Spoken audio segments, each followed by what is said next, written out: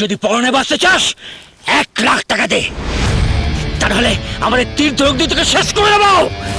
তোর গাড়ি ছাড়া বার করে দেবো, বুঝলি? 1,00,000 টাকা? 1,00,000 টাকা সস্তা নাকি? অত টাকা আমার কাছে নেই, আর অত টাকা নিয়ে কেউ রাস্তায় ঘোরে না।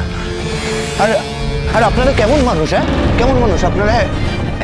একটা বাচ্চার জীবন টাকার অঙ্কে মাপছেন? ছি, অনেকক্ষণ ধরে আপনাদের কথা আমি শুনেছি, অনেক অসভ্যতা করেছেন, আমি চুপচাপ সহ্য করেছি, কিন্তু এবার আপনাদের আমার কথা শুনতে হবে। এখান থেকে চল কাকন। খুব পয়মন্ত হয়ে জন্মেছিলি না? খুব পয়মন্ত, তাই যেদিকেই তাকাচ্ছিস সেই দিকটাই পুড়ে ঝলসে যাচ্ছে।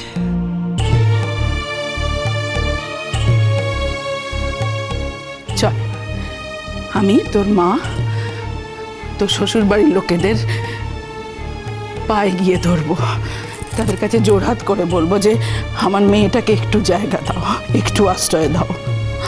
আমি তোর মা হয়ে তাদেরকে বলবো। তোর বাড়িতে কাজের লোক নেই কাকুন? আছে না তোর শ্বশুর বাড়িতে কাজের লোক?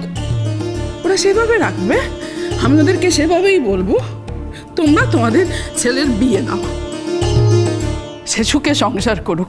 শুধু শুধু আমার মেয়েটাকে তোকে একটু কাজের লোকের মতো একটা কোণে ফেলে রাখবে, আশ্রয় দেবে।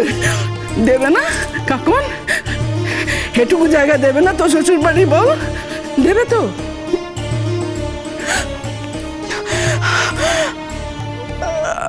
আমার আর তোর বাবার বড় আদরের সন্তান তুই কাকুন। শ্বশুর বাড়িতে এই যত্ন আত্মীটুকু তুই পাবি না? ঠিক পাবি না। দিদি পায়ে পড়ে, দিদি পায়ে পড়ে, যাবে না, যাবে না, তোমরা কোথাও যেতে দেবো না, আমি তোমাদের কোথাও না। তুমি যেতে দেবে না, তোমার ঘাত দেবে। আরেকটি পা তুমি যদি কাকনের দিকে এগিয়েছো চুটির বাপ, তাইলে তোমার সামনে দাঁড়িয়ে আমি নিজে শেষ করে দেব নিজেকে, আত্মঘাতী হব আমি। আমার মেয়েটা যে কাজ করে উঠতে পারে না, সেই কাজ এবার আমি করবই। শ্যামজাদা, শ্যামজাদা, ও শ্যামজাদা। কি হলো আবার? কি হয়েছে? এটা কি? বসুমতী,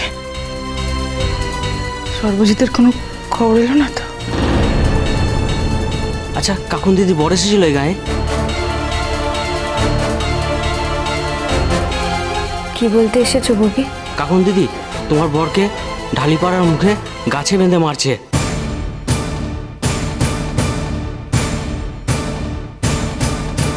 প্রাণে বাঁচিয়ে রাখবে না, একটা ছেলেকে গাড়ি চাপা দিয়েছে যে তোমার বর।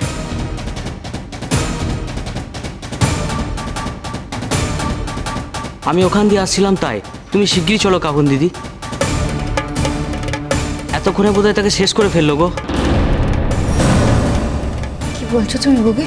হ্যাঁ গো, এ কখনো হতে পারে না, কখনো না, কখনো না।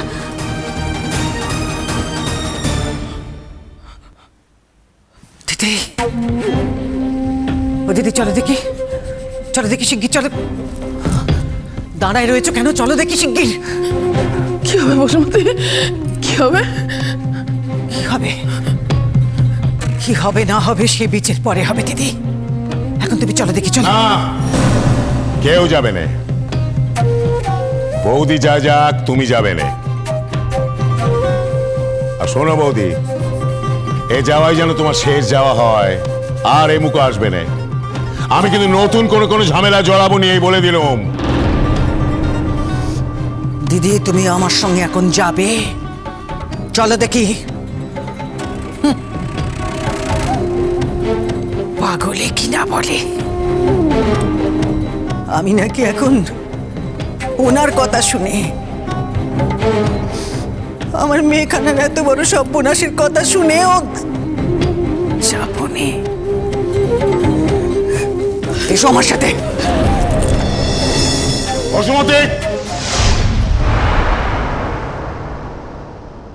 অ্যাক্সিডেন্ট কেউ ইচ্ছে করে অ্যাক্সিডেন্ট করে না, আমিও ইচ্ছে করে অ্যাক্সিডেন্ট করিনি। বাচ্চাটা আমার গাড়ির সামনে চলে এসেছিল, তখন থেকে আপনাদের বলছি যে বাচ্চাটাকে হসপিটালে নিয়ে যাওয়ার বন্দোবস্ত করুন। ও প্রাণে বাঁচলেও বাঁচতে পারে, কিন্তু আপনারা তা করছেন না।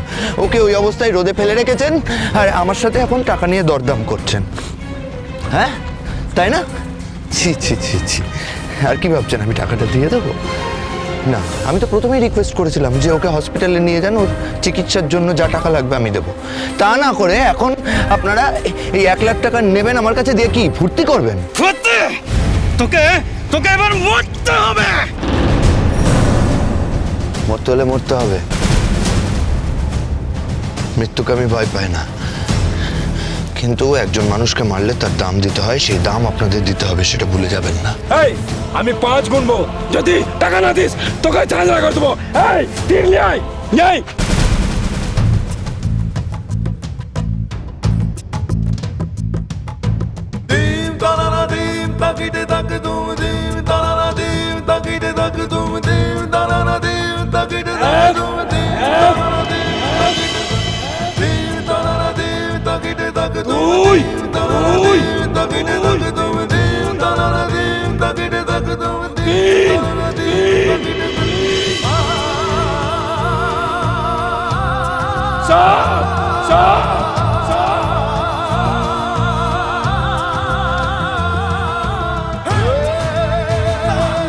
ঠিক আছে, তবে তাই হোক।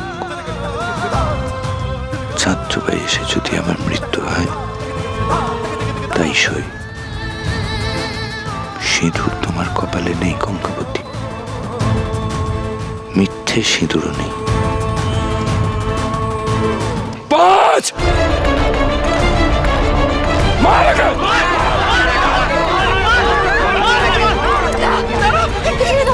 আমার স্বামীকে ছেড়ে দিন, আমার স্বামীকে ছেড়ে দিন।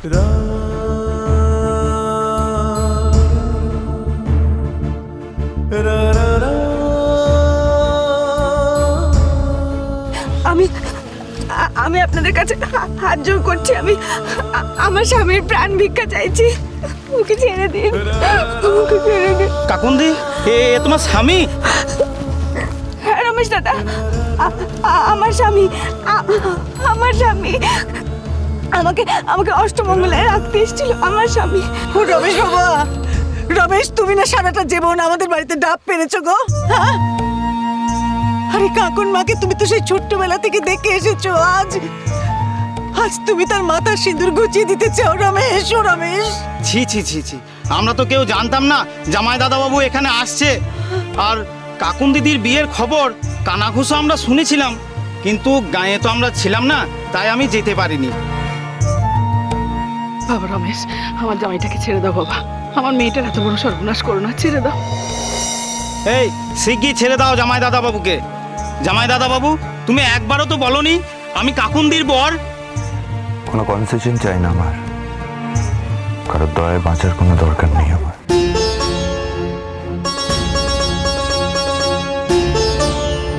কেউ দয়া করছে না আপনাকে।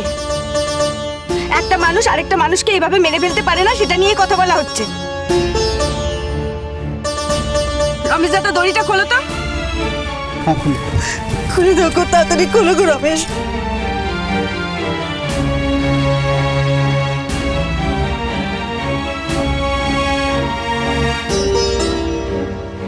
বাচ্চাটা কিন্তু এখনো মায়ের কাছে পড়ে আছে, ডাক্তারের কাছে নিয়ে যাওয়া হলো। বাচ্চাটা এখনো চোখ খুলে নাই।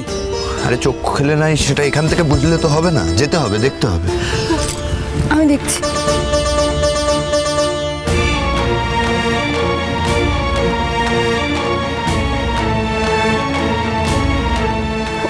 ও তো বোধহয় অজ্ঞান হয়ে গেছে। ওই গো, চোখই তো খুলছে না গো। একটু জলের ব্যবস্থা করো না কেউ, জল এনে দাও না কেউ একটু।